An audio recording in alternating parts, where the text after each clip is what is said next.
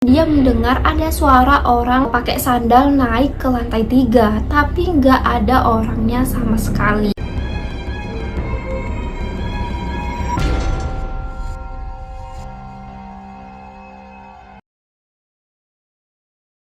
Ratih yang mulai nggak nyaman di kosan lamanya ini mulai memikirkan untuk pindah dari kosannya, karena dia ngerasa orang-orang di kosan lama ini terlalu ngurusin urusan dia gitu kan. Jadi dia ngerasa terganggu. Nah, sampailah akhirnya dia menemukan satu buah kosan yang cukup dekat dengan kampus, nyaman, murah, dan juga kayak nggak jelek-jelek banget lah. Dan akhirnya dia memutuskan untuk pindah ke kosan tersebut. Nah, pada saat hari pertama pindah, ibu kos layaknya ibu-ibu kos lainnya ya kan, dia langsung kasih tahu peraturan-peraturan apa aja yang ada di kosan itu. Di antaranya itu ada peraturan nggak boleh bawa pasangan lain jenis ke kamar, terus nggak boleh juga bawa binatang peliharaan, terus juga harus menjaga kebersihan kosan. Ibu kosnya juga sangat menekankan kalau misalnya lagi datang bulan itu wajib banget untuk cuci pembalutnya dulu. Nah, pada saat itu Ratih nggak ngerasa curiga guys. Dia ngerasa ya udah normal aja sebagai anak kos kita diminta seperti itu, karena nggak etis juga kan kalau misalnya pembalut itu nggak langsung dicuci. Hari itu dia mulai tuh angkut-angkut barang dari kos lama. Nah, sekitar jam 4 lah dia datang dengan barang-barangnya itu, tapi ternyata ada barang yang ketinggalan di kos lama. Dia balik lagi ke kosan barunya itu kira-kira setelah maghrib sekitar pukul 18.00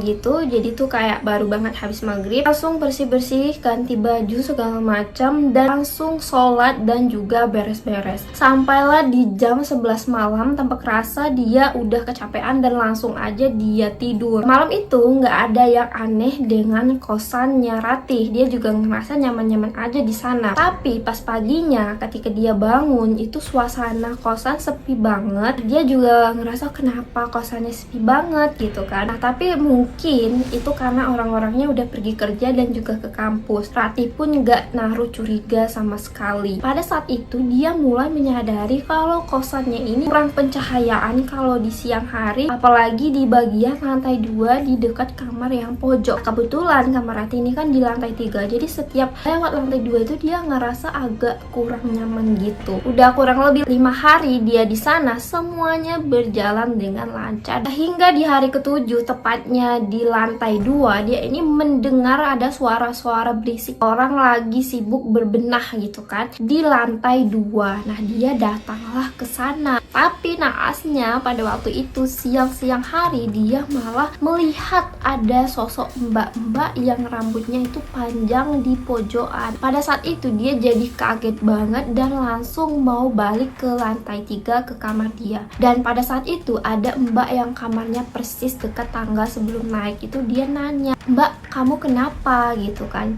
"Aku nggak apa-apa mbak." Dan si mbaknya ini sama sekali nggak ngerasa panik atau apapun, malah dia ini ngasih gestur yang kayak oh gitu kan, oh gitu ya, oh ya udah mbak kalau nggak apa-apa gitu, sesantai itu. Tapi sebenarnya kalau Ratih ingat-ingat lagi waktu itu tatapan mbaknya itu tatapan yang kayak kosong gitu. Nah, ini yang bikin dia kepikiran gitu kan, apalagi setelah ngeliat sosok itu. Dan waktu dia balik ke kamarnya, dia ini ngeliat ada sapu lidi di lantai. Ini udah sering banget, tapi dia nggak curiga sama sekali. Dia ngerasa ya udah mungkin sapunya jatuh dari lemari kayak gitu kan, atau mungkin ya udah dia kurang rapi naruhnya jadinya sapunya jatuh. Nah, tapi sebenarnya kejadian ini bukan untuk yang pertama kalinya. Jadi Ratih sudah sering banget mengalami kayak sabunnya pindah, tasnya juga pindah, hal-hal yang seperti itu. Nah, tapi dia nggak curiga sama sekali karena dia ngerasa oh ya udah mungkin aku lupa. Dan yang paling janggalnya, Ratih sering banget sekitar jam 12, jam 1 itu dia mendengar ada suara orang pakai sandal naik ke lantai 3, tapi nggak ada orangnya sama sekali. Nah, ini dia juga sebenarnya udah mulai curiga nih, ada apa nih dengan kosan dia, udah mulai merinding-merinding gitulah kan. Puncaknya di malam ke-10 dia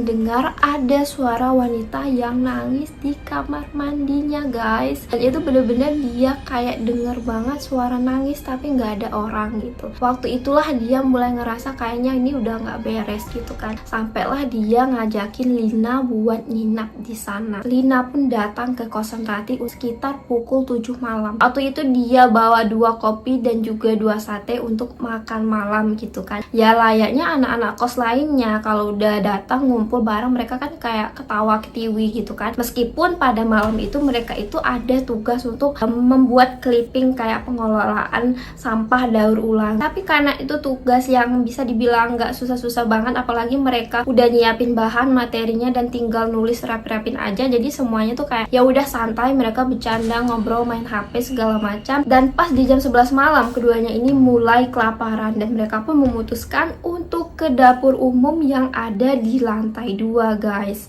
Nah disinilah si Lina pun melihat ada sosok putih yang berambut panjang di dekat kamar pojok. Tapi ya udah mereka kayak kode-kodean, main mata gitu dan nggak mau ngebahas itu. Mereka pun langsung ke dapur gitu. Dan pada saat proses memasak ini mereka mencium adanya bau parfum yang sangat-sangat wangi gitu. Pokoknya wangi banget. Tapi waktu itu mereka juga nggak langsung curiga karena si dapur umumnya ini kan bisa ngelihat ke bawah gitu. Mungkin ada orang yang lewat dan pakai parfum sewangi itu gitu kan. Nah tapi siapa yang lewat jam 11-12 malam itu dengan parfum sewangi itu, sedangkan nggak ada suara motor. Si Lina pun dengan beraninya dia ngeliat dan bener-bener nggak ada orang. Tapi ya udahlah, mereka nggak banyak omong. Akhirnya keduanya itu buru-buru balik lagi ke atas bawa mie mereka. Nah terus juga langsung dimakan itu mie kayak cepet-cepetan, terus langsung tidur. Mereka sampai nggak sholat isya guys. Nah pengalaman malam itu nggak berhenti di situ aja, karena di jam 3 pagi tiba-tiba Lina ini teriak ketakutan, bangun dari tidur dan dia itu langsung duduk nangis segukan gitu kan. Ditanyain sama Rati, kamu kenapa Lin? Kamu kenapa Lin? Ada apa? Ada apa? Kamu lihat apa gitu kan. Tapi waktu itu Lina nggak ngerespon apapun. Nah sampailah setelah azan subuh dan mereka berdua sholat subuh, barulah Lina menceritakan pada waktu tidur Lina ini kayak mimpi, tapi mimpinya itu nyata. Jadi dia kayak didatangi sama sosok hitam yang kayak menimpa badan dia gitu. Tiba-tiba aja dia tuh bangun saking takut dan kagetnya gitu. Jadi antara nyata dan juga nggak nyata, tapi dia ngerasa seril itu kalau dia dihampiri sosok hitam. Tapi parahnya setelah kejadian yang super menegangkan itu, Rati sama sekali belum kepikiran untuk pindah. Justru dia ini penasaran sama kamar pojok guys. Nah, jadi siangnya itu juga saking penasarannya itu dia malah ngedatangi kamar pojok yang memang notabene tuh kosong. Dia ngelihat kamarnya itu pintunya kebuka gitu, jadi kuncinya bisa dibuka lewat jendela gitu. Masuklah dia ke dalam. Nah di sana itu cuman ada kasur, lemari hias dan barang-barang yang udah lama. Dia masuk, dia ini ngelihat ke arah cermin dan waktu itu dia ngelihat kayak ada sosok perempuan yang tadi yang berambut panjang gitu kan. Tapi ketika dia balik lagi ke cermin itu dia nggak ngelihat apa-apa. Nah dia lihat lagi ke belakang, balik lagi ke cermin gitu dan dia juga nggak lihat apa-apa. Dan sampailah yang terakhir dia benar-benar ngeliatin di cermin, berharap sosok itu muncul gitu kan, tapi dia juga nggak ngeliat apapun. Dan pada saat itulah dia ditepuk pundaknya gitu. Itu bener-bener dia ngerasain tepukan yang cukup kencang. Dan karena ini tuh udah kayak main fisik, makanya akhirnya dia memutuskan untuk pindah. 2 minggu kemudian itu dia barulah dapat informasi ternyata di kamar pojok itu memang ada seorang wanita yang seumuran dia juga, 20 ke 21 gitu, meninggal tapi dia ngekosnya di sana gitu. Nah ini si mbaknya ini meninggal karena percobaan aborsi. Jadi menurut cerita dan juga analisa dari orang pintar, sosok ini nggak suka sama anak perempuan perawan yang seumuran Rati karena dia ini merasa cemburu gitu. Karena di usianya dia ini malah dia harus terlibat dengan problem yang sangat pelik yang sampai dia itu harus kehilangan nyawanya. Oke guys, itu aja untuk kisah horor hari ini. Semoga kalian enjoy sama ceritanya. See you to another video.